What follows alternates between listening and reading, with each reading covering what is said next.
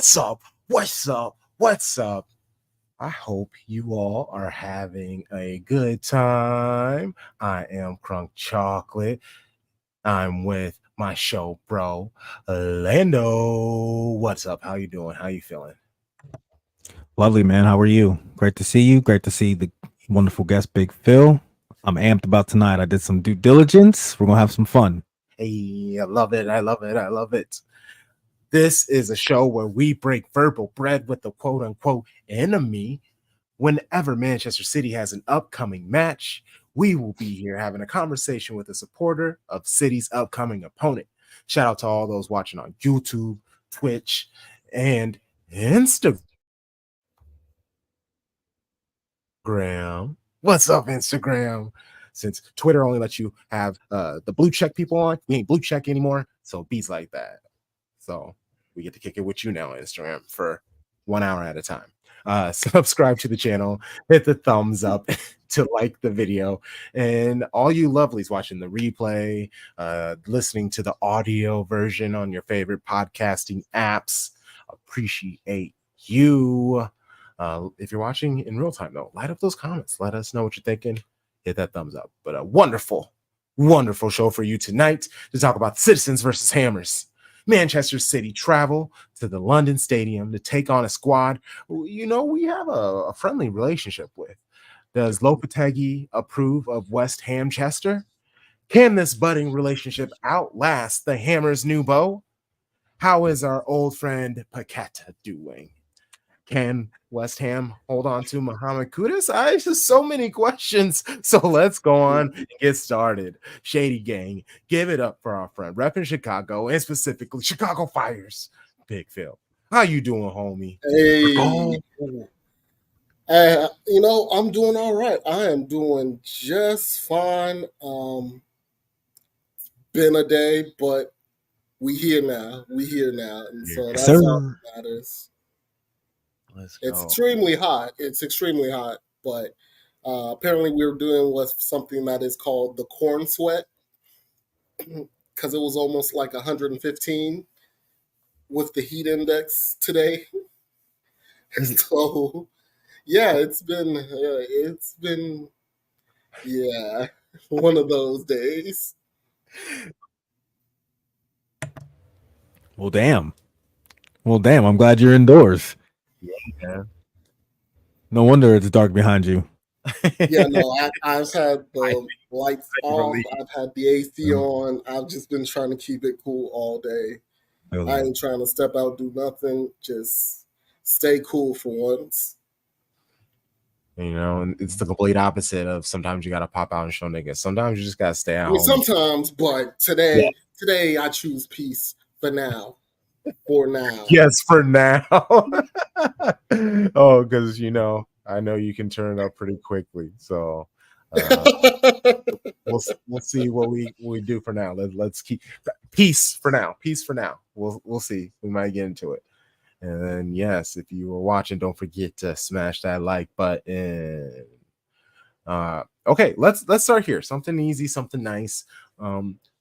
Like, why do you love your club? We always ask people what's their origin story, but let's get out of that. Why, is there anything specific? Why do you love your club? Or maybe what is one of the best attributes of West Ham? Like, this is just a good chance to big up your club. Well, I think for me personally, since I got since I started following West Ham and supporting West Ham, it's just been the community of people that I've found within West Ham that's really just made it even that much better for me. Uh, I think one great thing is just being able to connect with people, and you'd be surprised from various points of views of life who you end up connecting with. And some of my closest friends I've found were when I first started, through Facebook, when I joined, EPL pages, and just being able to build that camaraderie. And so overall, in that sense, that's just made me love supporting West Ham more and more. and just the overall feeling of the club and the mentality of the fans somewhat that, it doesn't matter who we up against. When it's up, it's up. And we going to give you a fight one way or the other. It's not going to be pretty like today, but we going to find our way. We going to find our way. So that's where I am. And just Shout out to those Facebook sports group chats that were back in the day with the posts that you can get going and reading all those threads. Those were a lot of start to some good times for a lot of good folks out there. I'm not on that shit anymore, so I can't speak intelligently to what it is, but shout out to that back in the day. Did you, in picking West Ham and coming about love for West Ham, was there a particular player that you immediately attached to in your fandom? so, excuse me. That's the Lord telling me think about this. No, It's fine.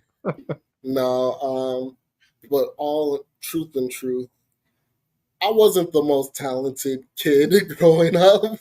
Um, when I got into soccer, I tried to work hard and do the best I can within the limits of my talents. And my thing was to just, at the very least, always work my hardest. And so, reflecting that, of course, it was Mark Noble.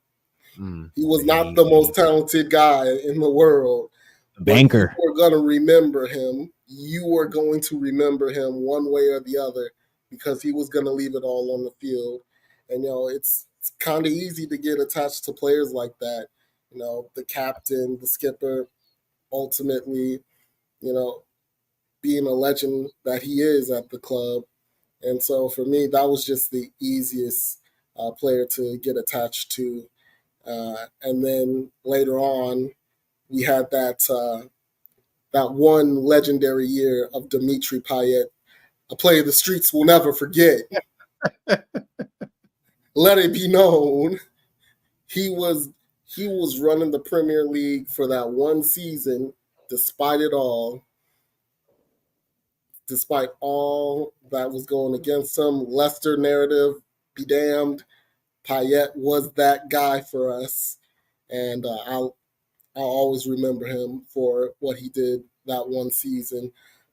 Could have been Champions League had it not been injuries, but that's here nor there anymore. I am just very grateful for the time that he was here at the club.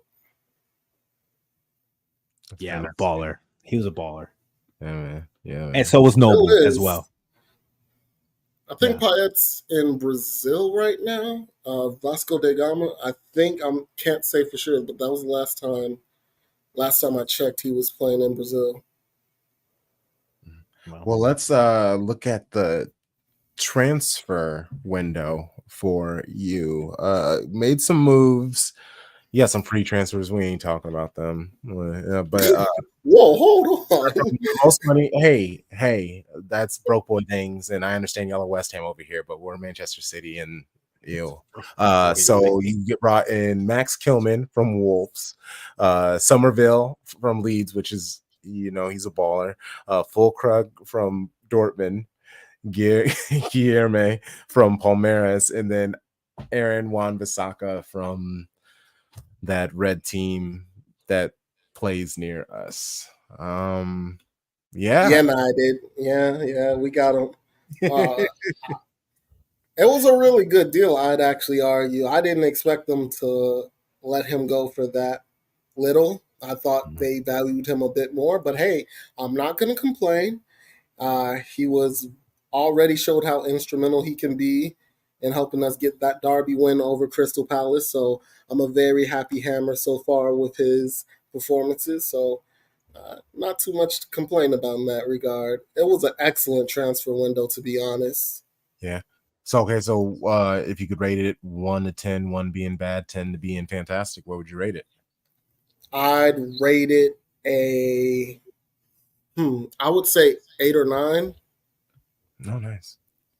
Because the thing about West Ham and a big issue with David Moyes was that we would get some good starters, good quality starting 11 players, but we would never truly fill out the squad we will never give ourselves enough depth, Mm. for the entire season. So come January, you'd end up in a situation where the squad needed to be reinforced and it wasn't, and the players would burn out towards the end of the season and it's dropping form. So I'm really glad that Tim and Tim, I keep forgetting how to pronounce his name, Statind,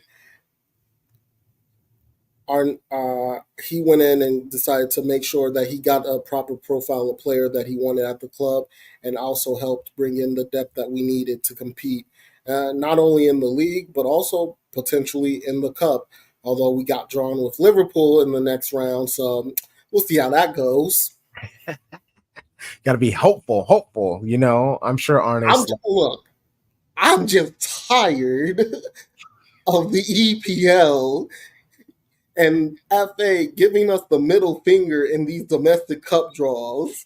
Because ain't no reason we should get drawn against Man City, Man United, Chelsea, now Liverpool. You know what? If you just want to give us the middle finger, just do that. Just say that. I would rather you just say that. That's hilarious. I'm sorry, Crunk. No, hey, fair. air all those grievances out. I can't imagine having, a whole football league or maybe multiple football competitions trying to throw an entire book at you. Like, I don't know. My team has never had to experience, I don't know, over a century number of versions. Yeah. So I have no idea how you feel about the situation at all. All righty. All right, sir. Honestly, Plain nice. I'm not mad. I'm not bitter. I'm not upset. Daniel asked, "Are they West Ham still looking at N'Golo Kante?"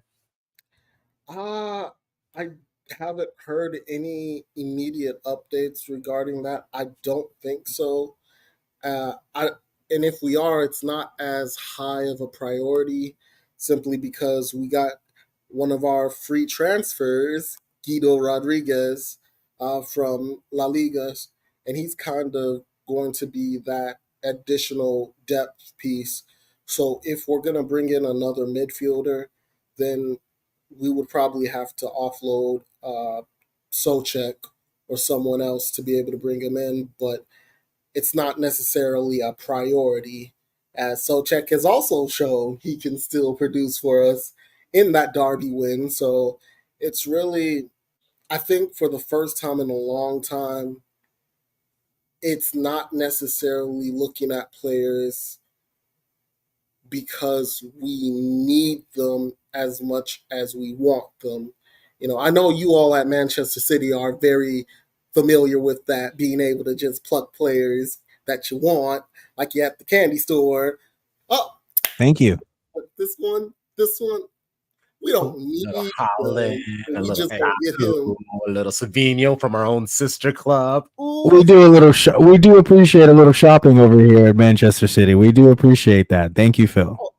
We do have particular tastes that we do like. Thank you for Yeah, noticing.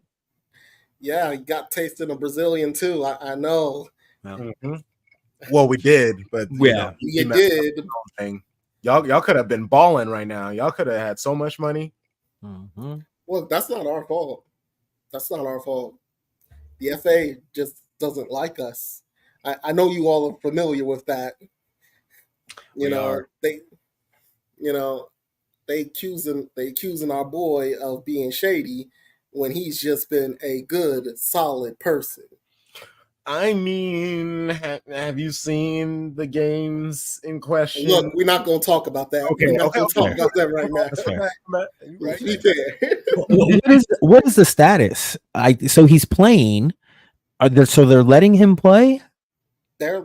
He's allowed to play until they bring down any type of ruling. I mean, he's free to still play.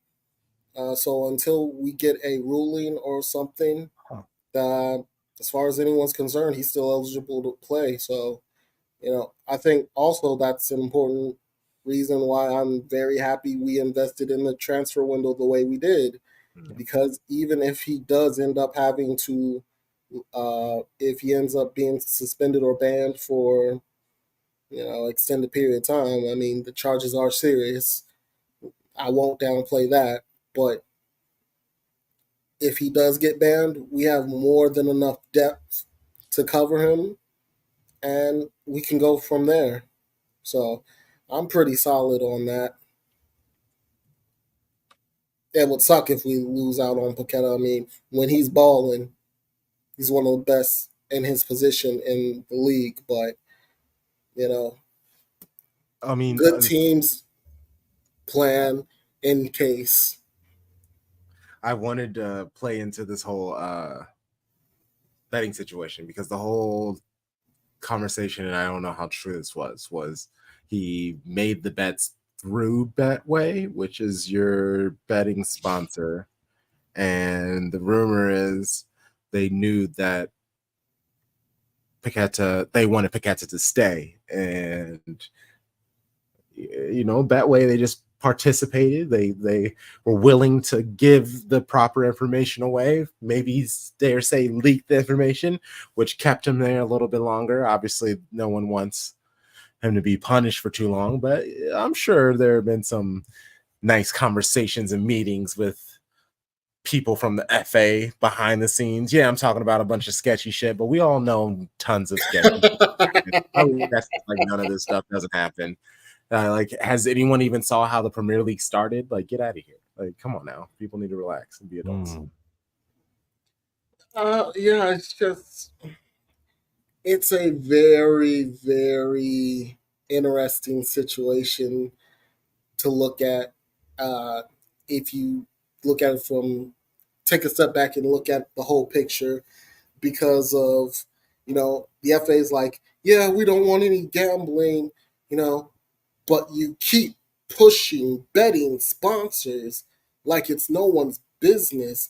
Like, what do you expect to happen when you're constantly plastering betting companies on these clubs, kits, or you have literally billboards and little, those electronic banners that are talking about, oh, bet with this app, or bet with this app, or bet with this app, or bet with this app, and then in the smallest little writing they could, make sure you're careful when betting.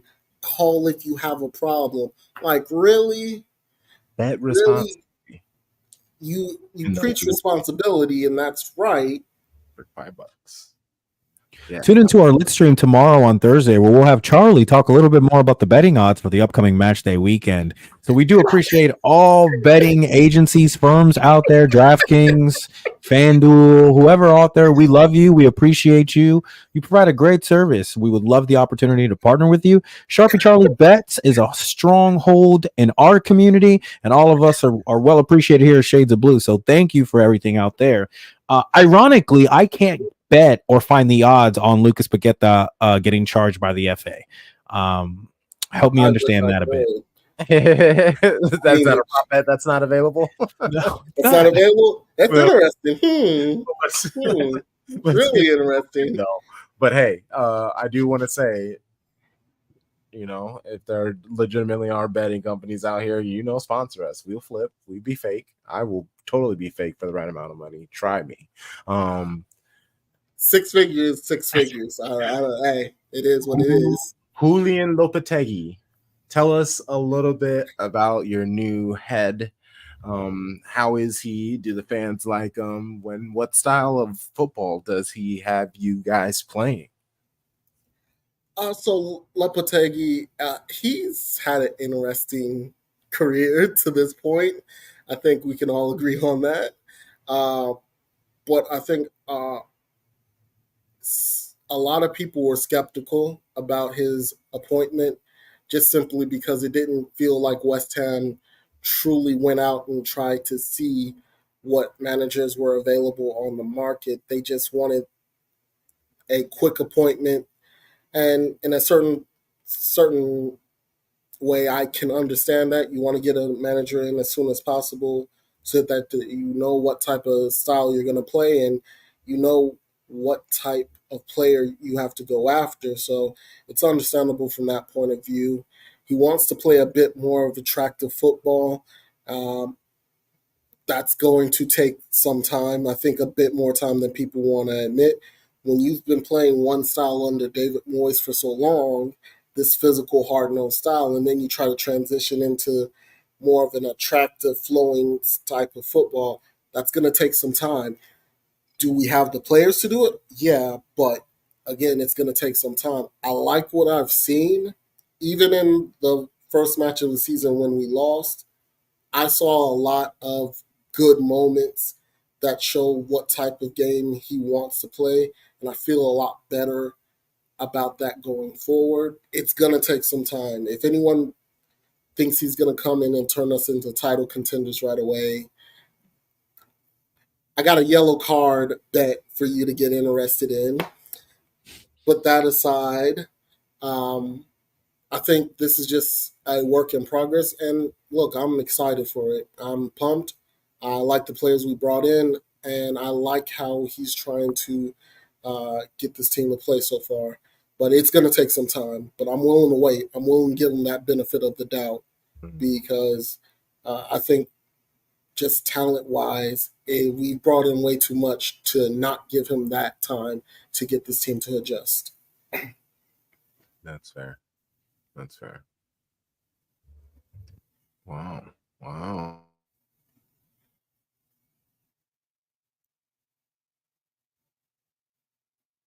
Oh, okay.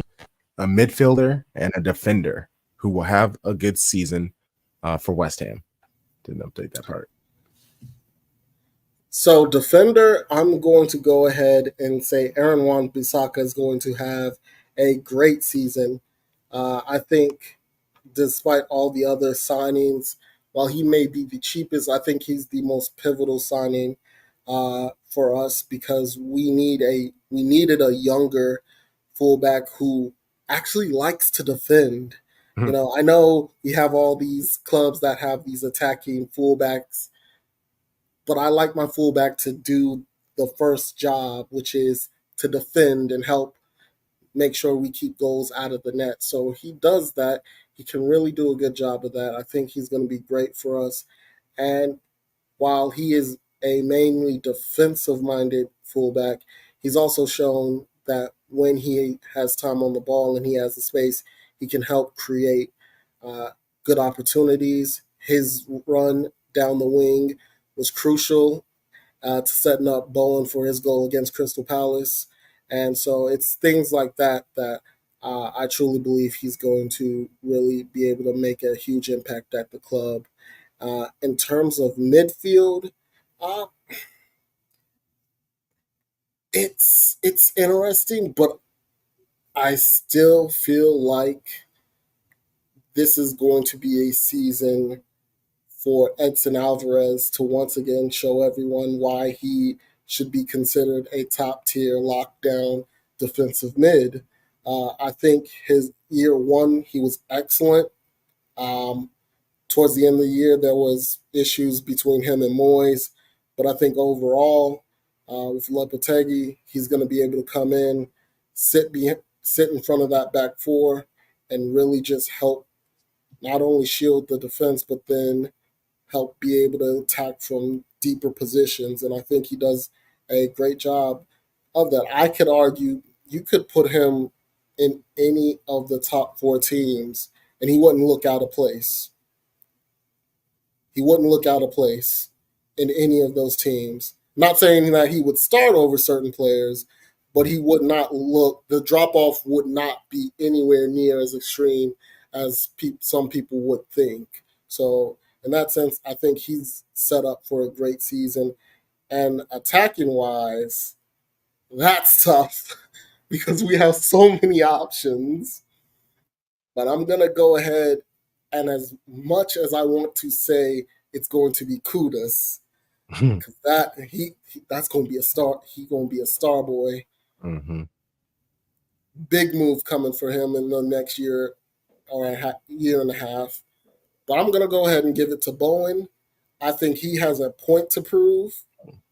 I think he's coming off one of his best seasons. I think he really has a point to prove to everyone, not only at the club and not only in the league, but also in the national team, because some would argue he did not get as much playing time as he would have liked going into the Euro. So I think for him, it's a real matter of using this season to say, hey, last year wasn't a fluke. The year before wasn't a fluke. I am that guy. I am that man. Put some respect on my name. I may play for West Ham, but that doesn't matter a bit because you will acknowledge me. You will acknowledge my greatness. And I think I'm excited for that. Put your W's in the air. You firing them up. Bowen. I think that it's an easy lock for me that most match day weekends for West Ham, Somerville will be on the pitch and no one will be able to match the level of braids and hair. Somerville has some exquisite hair. But he comes across a match day weekend against Manchester City. And I don't know if you've ever looked at Akanji, Doku, and some of our other brown fellas that we do have here on the squad here. But let me share with you, this is a battle. This might be the most intense battle of the weekend between West Ham and Manchester City. Who wins the battle of the braids? Somerville or any chosen Man City player that decides to be in the starting 11? Your thoughts? That's going to be a tough one. That's going to be a tough one, actually. I'm going to have to ride with my boy. I have to ride with my guy, but that's fair. It's not going to be it's not going to be an easy one. He's changed it twice out of the 3 weekends so far, if I'm not mistaken. Again, I'm not saying that I'm looking too hard, but I've been peeping since my boy was cooking in the championship. Okay, that man has got some quality hair. It is quality hair, and he has the money now specifically, so he can really go crazy. Okay, look, him and Antonio, they gonna talk about it. They gonna work things out. I mean, hey, we gonna get some stuff done. I ain't worried about that. I'm sure Antonio knows some Jamaican woman down the street who can get his hair twisted real nice. Somerville's set him up real nice. Yeah, yeah, man, I love that. Okay, let's talk some starting 11 then. It's kind of tough for West Ham because you rested some players, but you ended up having to play some of your starters. Obviously it's the beginning of the season. They should be able to play another match in a few days. That shouldn't be a problem, but also it's the beginning of the season and that might be a lot for them. So but also it's Big Bad Man City. Who are you expecting to see in West Ham's starting 11? So I'm going to go with Areola in goal. We're going to play, I think, I would argue we'll probably play a 4-2-3-1. Either that or a 4-1-4-1, but I'm going to lean towards the 4-2-3-1 just because I think we are going to need to really focus on protecting the midfield. I have Areola in goal, Wan-Bissaka, Kilman, and Todibo as the center two pairing. Emerson at left back. In the midfield, it will be Alvarez, Guido Rodriguez as your two pivots. Paqueta will be playing the 10 role. Bowen on one wing, Kudus on the other, and up top it will be full crew. So I'm going to go with that as my starting lineup. I think it gives us that amount of balance, not only to make sure we defend properly, but it does give us opportunities to unleash on the counter because of that speed on the wings, Fulkrug, his ability to get physical with your center backs, I think he'll do a great job uh, throughout the season. This matchup be be a bit tough, but I think he can be up for the challenge. It's going to be a tough game. It's going to be a tough game. I know that, but I think this team has the talent to put up a really good fight.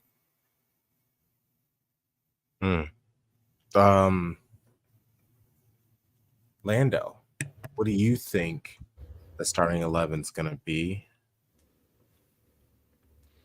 For West Ham or for City? No, for City, sorry. I'd like to comment on what I just heard. That is a really strong club or strong 11. I am fearful of everything that you just said. The counter with Kudos and Bowen, knowing that they have a really strong striker. I actually think Fulkrug's finishing ability is a bit better than Antonio. I know that style-wise, I think they're going to be somewhat similar in the sense of bit of a bruiser, try to get real physical with some of those center backs, pick one, target them, try to go at them, cut off certain angles when they're trying to run towards them. And it's a lot easier when you have Kudos and Bowen potentially salivating to get on the counter. I do believe that Lucas Paqueta is going to have the time of his life, having to backtrack defensively. And I hope that we make it quite difficult for him, more difficult than it is for him to find parlays on his favorite betting app. So we'll see how that goes. Going into the match, I'm trusting a 3-for-3, Crunk. You asked me a question. We have been 2 for 2 on our starting 11, and I don't think we're stopping anytime soon. I think maybe second or third week of September. So I lied. About 2 weeks, we might change the lineup. I'm going the same starting 11 that we've had the last 2 games. I trust that Mateo's good and healthy. I think everyone else should be set. We may get, if there is any wrinkle to it, I'm going to say Phil Foden enters the starting 11 somehow. Not sure how, but that would be my first guess to a change. What are your thoughts? Mateo was a part of the winning team at practice today. And Rodri was pictured at practice, but it was just like him smiling. I don't know how much he participated. I don't expect Rodri to start. I heard he has been training, not fully. Yes. Not fully training. That's what a little birdie told me. Yeah. Little birdie let me know we got inside sources around here. Yeah, we do. We got a few inside sources. So yeah, I don't think he's going to start. Yeah, I'm perfectly okay with running the team back until, especially with this match right before the break, you would want to try to go out as strong as possible, and we have the players. I still don't know who Phil like replaces. And that's kind of the thing. Like, yeah, it would make you would want to. It's not great that Phil isn't starting for the third straight match. I understand he got sick for a game. You having a couple kids, especially one Ronnie who's in like kindergarten age, first grade. Yeah, those kids are like constantly sick or around germs. So I would just like to see him more. That'd be great. It's kind of weird not seeing Phil Foden, and I think that's going to be a real big problem for Pep, even with all of the competitions that City are going to be in. I think that's going to be a troublesome subject for him. I'm okay. Yep, I'm good with it. I'm now just starting to get stressed out about this Phil situation. Good problem to have. Good problem to have. It is, but still a problem. Okay, Lando, let's do it. Hey, guys, I was driving up the other day, Phil, and had my son, 4-year-old, 5-year-old, about to be 5, September. And I was thinking, now's the time to get him going. Get him going into some sports. He watches Man City matches with me. I put on City Plus stuff and he watches a documentary.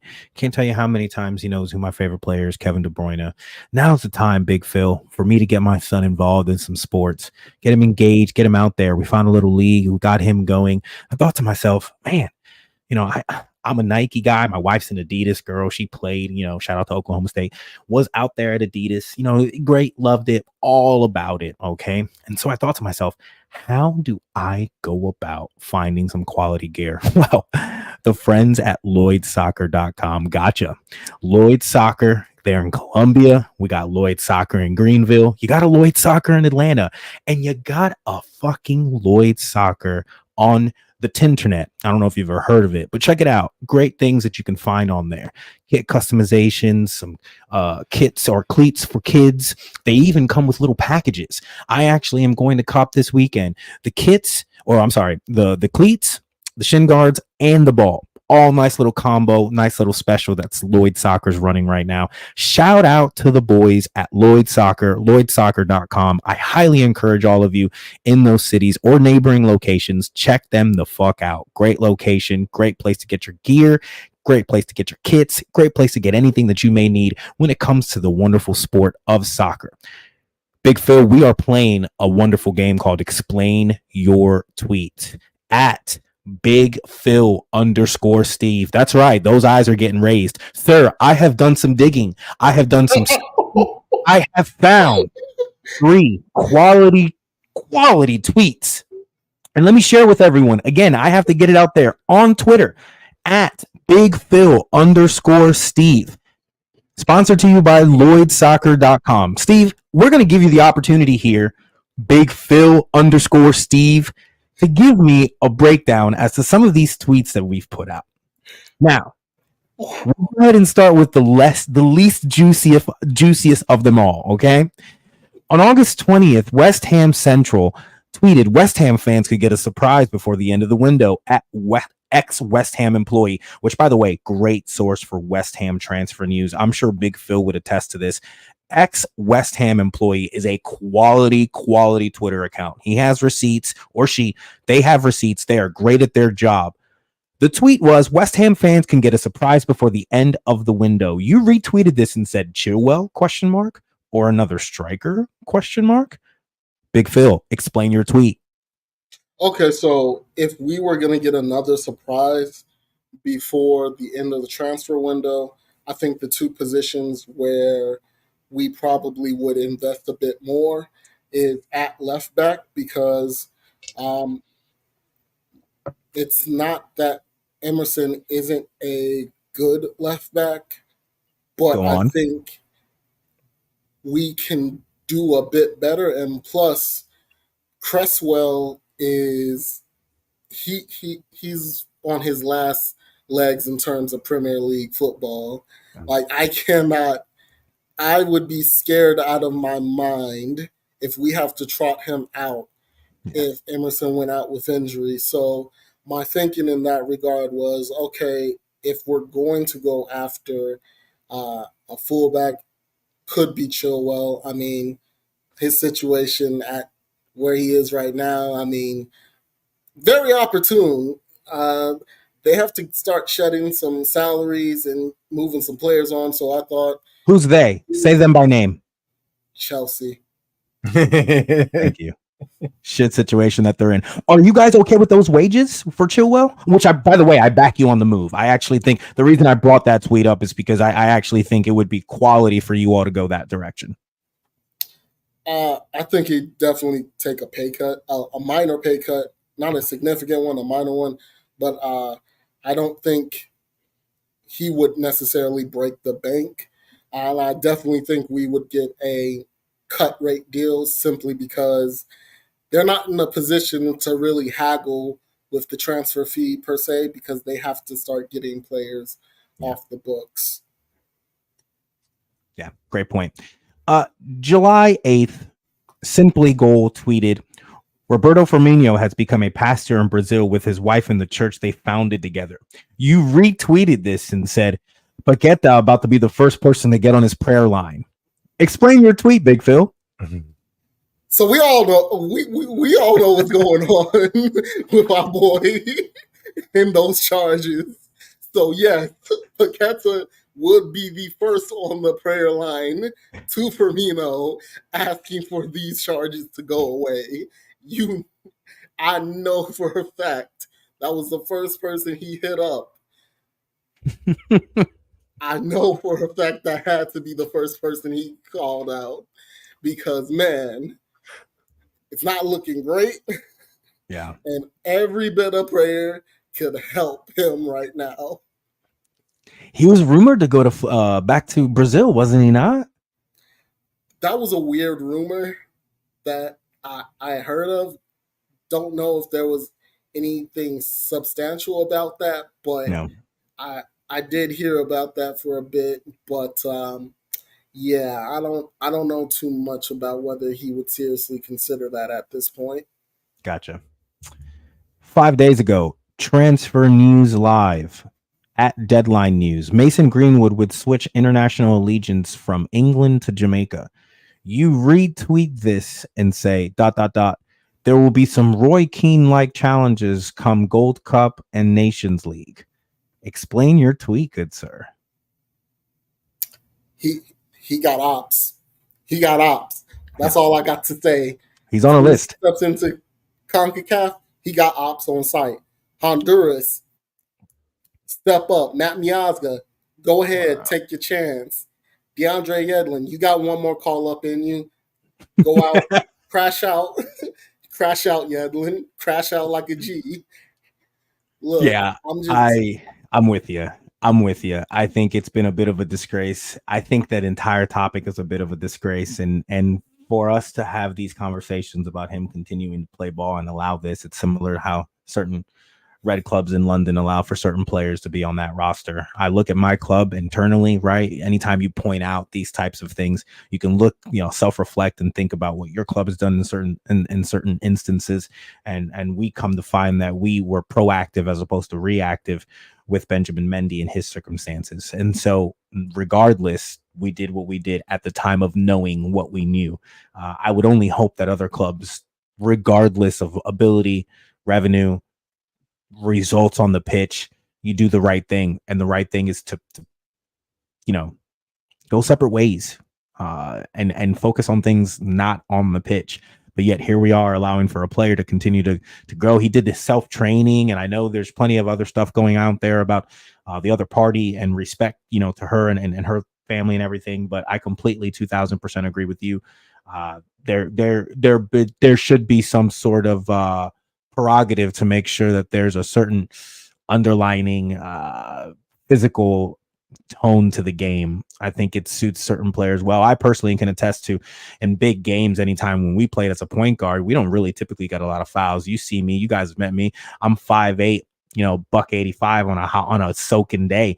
But I have no problem taking the first foul immediately to set the tone, whether it's me running through a screen, just putting my head into your shoulder or your chest, giving a little elbow. I'll raise my hand intentionally after giving the first foul because you just want to kind of set the tone. It's okay. I did it. I got five total, 4 more left. It's all right. We'll be okay. And you felt me, hopefully, maybe we'll see how things play out and maybe I'll get another opportunity. I think the same sort of theme should be paid to this game. So I wanted to shout out your last tweet there. I'm in agreement with you, sir. Yeah, I mean, look, all I have to say is World Cup qualifiers are coming up soon, and there's nothing but air and opportunity. There goes the air. What you gonna do? Love this. Oh my gosh. That was 3, yeah? Yeah, that was 3. Again, brought to you by Lloyd Soccer at LloydSoccer.com. Appreciate you, Lloyd Soccer. Yes, sir. Okay. Well, Lloyd Soccer? We will get out of here with finishing out. How do you see the match going, Phil? And a score prediction from you. So I think this is going to be a very tough match. I think teams are just going to simply try to Uh, I would say feel their way through uh, the first half of the first half. So about 20 minutes, they're gonna try to be coy, and then it's gonna be 0 to 60 like that. And I think it's gonna be really interesting. I am going to feel a little bit confident being at home. I feel like we can go ahead and get a 2-2 draw out of this. I think individually we have the talent to just score. Kudus, Bowen, Paqueta, they have that individual talent that can compensate, even if things aren't going our way, even if it's against the run of play. Kudus has shown he can run through a midfield just like that if you give him too much space. So, you know, with all that in mind, I think it's going to be too hard to keep City out of our goal. I think they just, you all have enough talent to put at least 2 goals on us. But likewise, we have enough talent to fight back and get 2 goals. So that's why I'm leaving it at 2-2. I don't think anyone wins this match. I think it's a hard fought draw. No. Ooh, Daniel T's got a great point. I know you remember this last season, last match day. Nope. Other than the results of the match, we can still point out the sheer brilliance that he had with that bicycle kick goal. Just marvelous stuff. No, It was brilliant.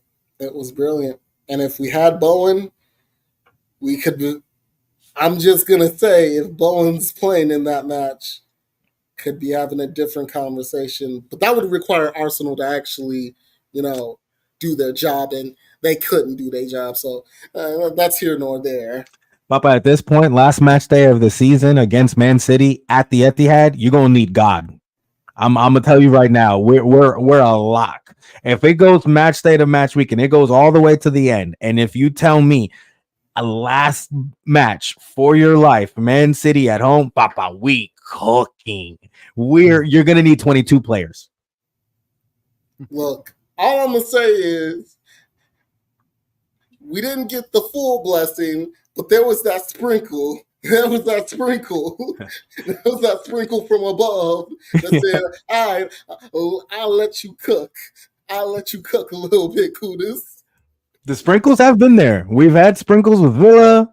We had sprinkles with plenty before. The sprinkles have been there. Trust me. I'm not going to tell you it's not going to be butt tight cheek moments for us. We know that. We know going in it's going to be hell. But somehow, some way, we're going to find a way to prevail. But that's the history. 2-2 draw is bold. And you know what? You make valid points. Crunk, I'm going to let you go first on this score prediction. Okay. So funny thing with West Ham and the 2 matches they won, they've had the least amount of possession, and then their loss this season, they won the game of possession. So this is a good thing for them. The fact that they're facing Manchester City, a team who loves possession. They, like you said, Bill, they are still learning how to embrace the ball, one possession, how to play that game. So the counterattacking tough match that might be easier for them, especially against a team like Manchester City. I think we're a stronger team overall, but we did get got on 1 goal last week, and West Ham's a better team than Ipswich. So that is the thing that does worry me a little. I still think we're going to win. I see a 2-1 because, yeah, y'all are definitely scoring a goal. If it ends up being 3-2, that's a fun match. I might think I'm going to die at moments, but it's going to be a fun match. So I just think City win by 1. Kudos scores. Paqueta scores a pen. Ugh, a pen? Yeah, I'll say it now, Penn. I think we're gonna have some sort of defensive lapse finally. We've looked great. Big Phil, it's very we don't really have high hopes or high expectations to start the year. We know we're going to potentially drop the points early in the season.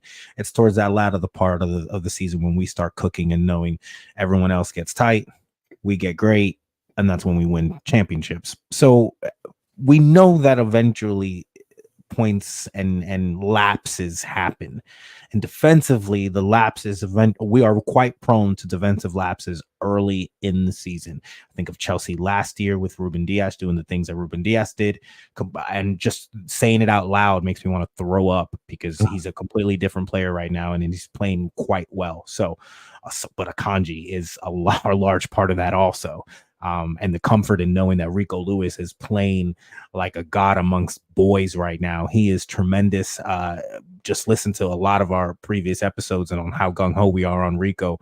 So everything looks good, but I think the defensive lapses are coming. You will score 2 goals. We will score 4. It'll be a 4-2 game. I see us getting some real good goals there towards the end. I actually think Emerson, right? Like Ralph Waldo.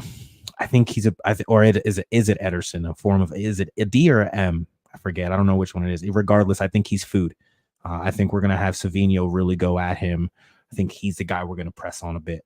Wan-Bissaka has been balling, and I want to stay away from him right now. If I'm honest with you, he had moments with United against us. Maybe Crunk can kind of speak to that as well, but I want to stay away from that left side. I do trust what he's doing over there, and I know he's going to be on the attacking side against us as well. So 4-2 City will get the dub. 3-3. Yeah, he's just a really good man-to-man defender. He's just long. He's just a long player in a weird way. I don't think he's that much taller, but those legs, I just feel like there are moments when he's physically beat, but he finds a way to stick a leg out and still get involved in the play. It's a really weird body type for me. And it's unfortunate because I went so many years laughing at him and hating him, and now he's at West Ham, and I'm like, damn. How do I feel about this guy now? It's making me actually think about how do I actually rate Aaron Wan-Bissaka. So I guess I'm going to find out this weekend. I won't jump to any conclusions. And really, the Premier League, there are a lot of fun matches this week. Man United versus Liverpool, Newcastle versus Tottenham, Chelsea versus Crystal Palace, Arsenal versus Brighton. A lot of could be some real fun. And then Aston Villa gets Leicester City. Lucky. But yeah. Well, thank you, sir. I ain't got anything else. So how about you plug yourself, plug the things you do, the things you're up to. Let our listeners and viewers know where they can find you. You can find me at my Twitter handle. Wait, I'm sorry. Let me get this going right. You can go ahead find me at BigPhil_Steve. That's where I do my usual trash talking, talk my stuff here and there. And then you can also find me at Fires_Black Fires. That is the supporters group me and Jake created together. So, if you see a spicy tweet from there, it might be me, it might be Jake. You'll never know. But it'll be a little bit spicy at least. But yeah, that's pretty much as far as I go for my socials. Yes. No. Bunny Shaw is Bunny is coming. The price Bunny goes is coming to Chicago every single week. The price goes up. Like, have you seen her now? Like, she's just swimming in money. She's being a model now. Manchester City women, they have their own account now. Like, they need star girls. She's out of here. We're willing to pay the price. Can you imagine Bunny in a winter, a Chicago winter? Like, for real, bro. Like, get out of here. She will shine in a Chicago winter. That is how great she is. Man, in her house surrounded by lights? Yeah, possibly. Hey, whatever works. Yeah, You say we'll pay but what's the price? It's $1 million. They're breaking records. Okay. It's gonna All right. He says, okay. Okay. it's gonna be yeah. He's about it. Look, we got the Ricketts at this point. Money Gonna need to shore up that defense a little bit better. Get some ball playing defenders who can I actually ain't worried about that. We can win games 5-4. I can live with that. Brother Lauren, he'll get it together. and Bunny did an interview last year on the women's game and specifically said she wanted nothing to do with the MLS at the beginning of her career, that she just didn't want to deal with all the physicality and the up and down. She wanted to grow her technical ability. So when she wants to slum and get ratchet, maybe she'll think about Chicago. Look, what the time is now. The time is, it could be now, could be John next year. Cena, There will be time. John Cena, are you Roman Reigns? You all over the place. Get out of here. Okay, I'm just kidding. I appreciate you, homie. Well, Shady Gang, I am, I'm just gonna hop over to FanFest and start talking some wrestling, some WWE, some Bash in Berlin with my show, bro, for wrestling, your favorite wrestling podcast, Grego. Tomorrow night is the Lit Stream, the most dangerous show about football. We have 3 most dope guests for you. And then before the match against West Ham, we will all be together an hour before doing a kickoff show. And potentially there will be a post-match show. Pay attention. Keep your ears out. Feet to the ground. And also, just if you haven't, remember to go touch some grass. That's important. Hydrate. That's key. Yeah, definitely do those things. But until then, you know the vibes. Shady Gang, Shady Gang, Shady Gang.